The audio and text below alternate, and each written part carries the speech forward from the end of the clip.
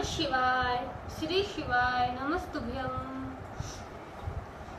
श्री आदिशक्ति पार्वती माताए नमः। श्री विघ्नेश्वराय नमः। श्री लक्ष्मी नारायणे नमः। श्री सरस्वती ब्रह्माय नमः। श्री सियारामे नमः। श्री रामदास हनुमाने नमः। श्री राधे श्यामे नमः। हे शिवजी, तमारी कृपाथी हूँ आ शिव पुराण वाँची रही छूं अने मारी मम्मी, बेन अने तमाम श्रोता शिव पुराण सांभળી રહ્યા છે। અમે બધા આ शिव પુરાણનું જ્ઞાન પ્રાપ્ત કરી શકીએ એટલી શક્તિ પ્રદાન કરજો અને शिव પુરાણનું તેજ સહી શકીએ એટલી ક્ષમતા પ્રદાન કરજો। હે વિઘ્નેશ્વર ગણપતિ બાપા, તમે शिव પુરાણના વંચનમાં આવતા तमाम विघ्न हरजो। हे कृष्ण मनोहारिणी राधा जी, हे श्याम सुंदर, हे सिया राम जी, हे रामदास हनुमान जी, तमे शिव पुराण सांभळवा जरूर पधारजो अने मारा हृदय में स्थान ग्रहण करजो। ओम नमः शिवाय।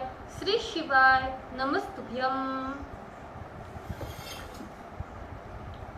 द्वितीय संहिता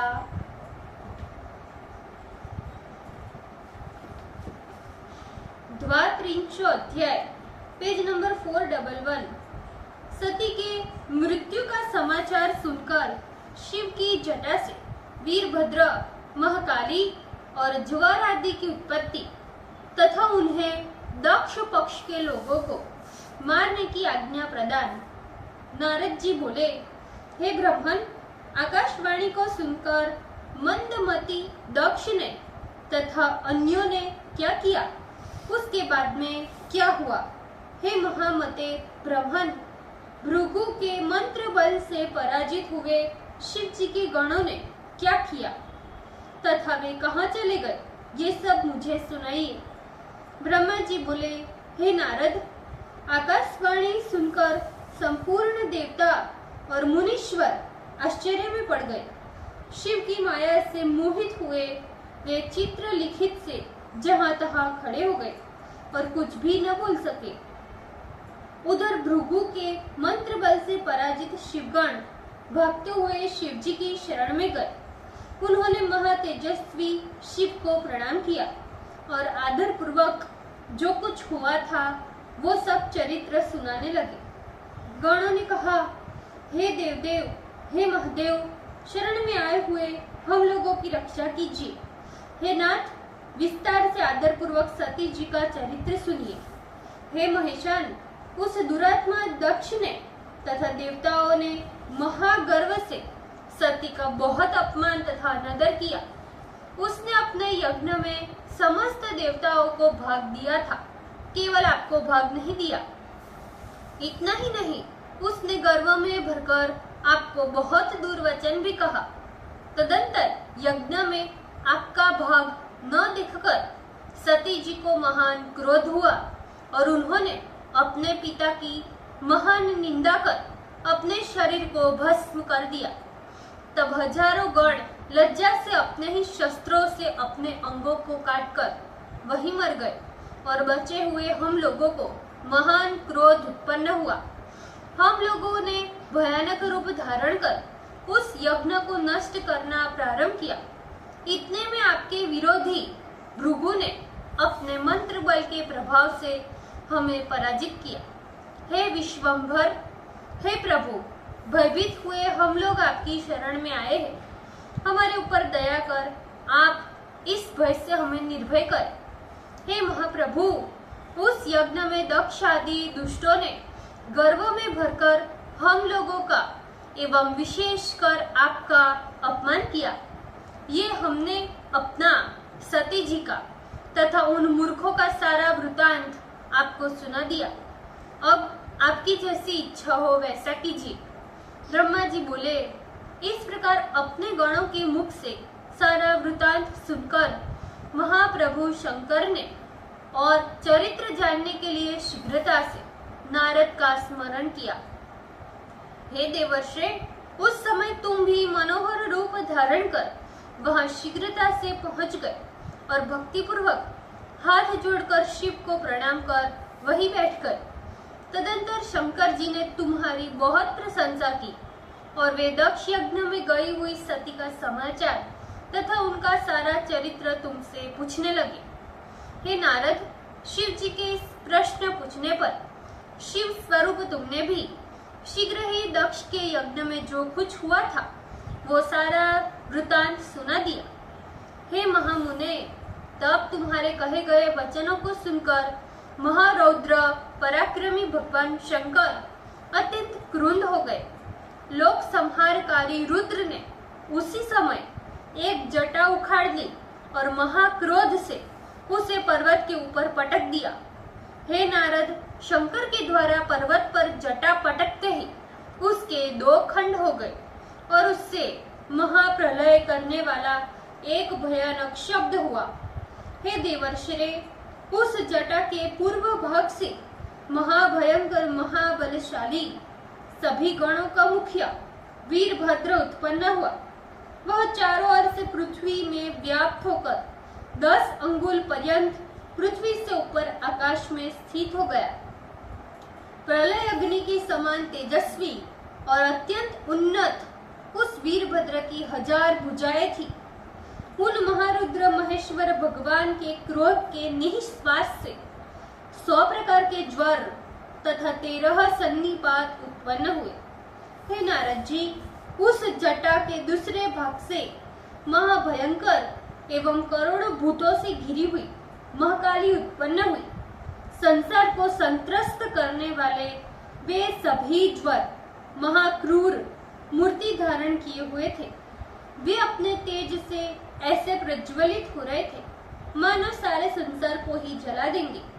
तब वाक्य विशारद महावीर वीरभद्र शंकर जी को प्रणाम कर हाथ जोड़कर बोले, हे महारुद्र, हे महारौद्र, हे सूर्य, हे सोम तथा अग्नि नेत्र वाले, हे प्रभु, मैं कौन सा कार्य करूं?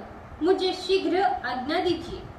क्या एक क्षण में ही सारे समुद्रों को सुखा दूं अथवा क्षण भर में समस्त पर्वतों को चूर चूर कर दूं? अथवा हे शिव, क्या मैं क्षण मात्र में सारे ब्रह्मांड को अथवा देवता एवं मुनीश्वरों को भस्म कर डालूं? अथवा हे शंकर, क्या सारे लोकों को उलट पुलट कर तहस नहस कर डालूं या समस्त प्राणियों को इसी क्षण मार डालूं? हे महेश्वर, आपकी कृपा से मुझे कोई भी कार्य अशक्य नहीं है। पराक्रम में न तो मेरे समान कोई हुआ है और न तो आगे कोई होगा। हे प्रभु, मुझे आप जहाँ कहीं जिस कार्य के लिए भेजेंगे, मैं आपकी कृपा से उस कार्य का संपादन शीघ्र ही करूंगा।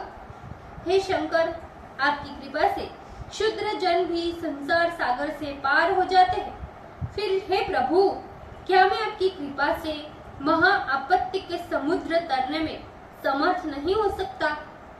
आपकी कृपा से तृण भी क्षण मात्र में बिना प्रयत्न के बहुत बड़ा कार्य कर सकता है, इसमें कोई संदेह नहीं।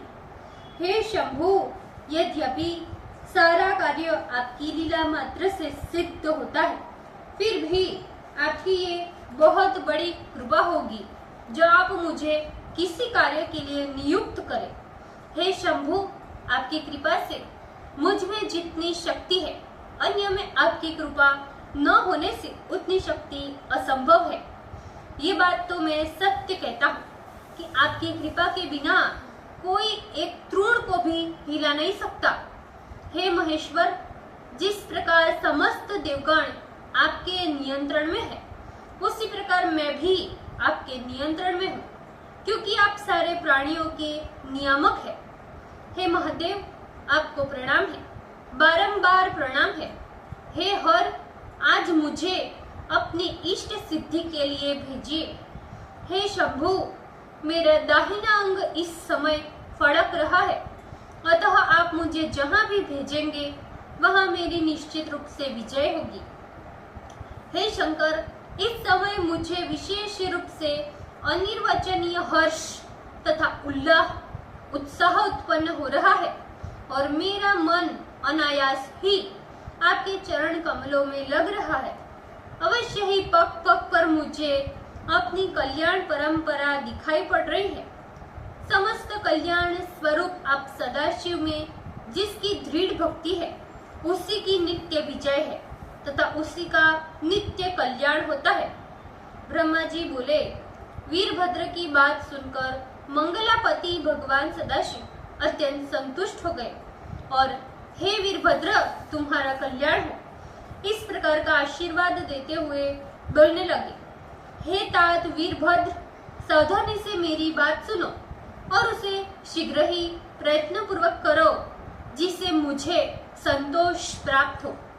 इस समय ब्रह्मा का पुत्र दुष्ट दक्ष यज्ञ कर रहा है।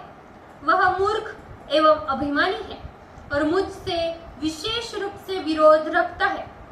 हे गण, तुम यज्ञ के सहित दक्ष के सारे परिवार को नष्ट कर दो और शीघ्र ही मेरे पास चले आओ।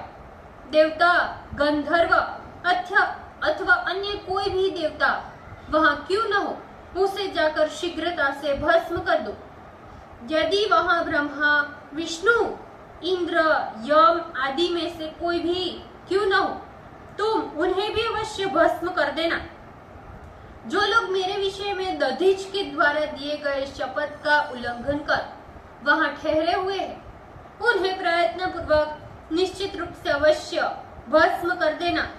यदि भ्रमवश विष्णु आदि देवगण प्रमर्थों के साथ लड़ने के लिए आवे तो शीघ्र ही अनेकों आकर्षण मंत्रों से खींचकर भस्म कर देना। जो मेरे विषय में दिए गए शपथ का उल्लंघन कर गर्वीले बन रहे हैं, मेरी आज्ञा न मानकर वहां उपस्थित हो, उन्हें भी मेरा शत्रु समझकर उन्हें अग्नि समूह से शीघ्र भस्म कर देना। जो भी दक्ष के उस यज्ञ में स्त्री एवं धनादि के साथ उपस्थित हो, उन्हें भी भस्म कर शीघ्रता से मेरे पास चले आओ। तुम्हें वहां पहुंचते ही विश्व देवा आदि देवगण तुम्हारी स्तुति करेंगे, परंतु तुम उन्हें भी शीघ्र भस्म कर मेरे पास चले आना। इन भांति जो देवता मुझसे द्रोह कर वहां उपस्थित हो रहे हैं, उन्हें शीघ्र ही अग्नि की लपटों में जलाकर मेरे पास चले आना। मंत्र पालक समझकर उनकी उपेक्षा कदापि मत करना। हे वीर, पत्नी बंधुओं के सहित वहां उपस्थित हुए उन सभी दक्षादि देवगणों को लीला पूर्वक जलाकर ही जल पीना। ब्रह्मा जी बोले, वेद मर्यादा पालक, काल के भी काल सर्वेश्वर शिव जी क्रोध से आंखें लाल कर महावीर वीरभद्र से इतना कहकर मौन धारण कर लिए। ओम नमः शिवाय। श्री शिवाय नमस्तुभ्यम। ભૂલ ચૂક માફ કરજો શિવજી, કૃપા રાખજો। આજના શિવ પુરાણના વંચનનું પુણ્ય મને પ્રદાન કરજો શિવજી। ઓમ નમઃ શિવાય। શ્રી શિવાય નમસ્તુભ્યમ।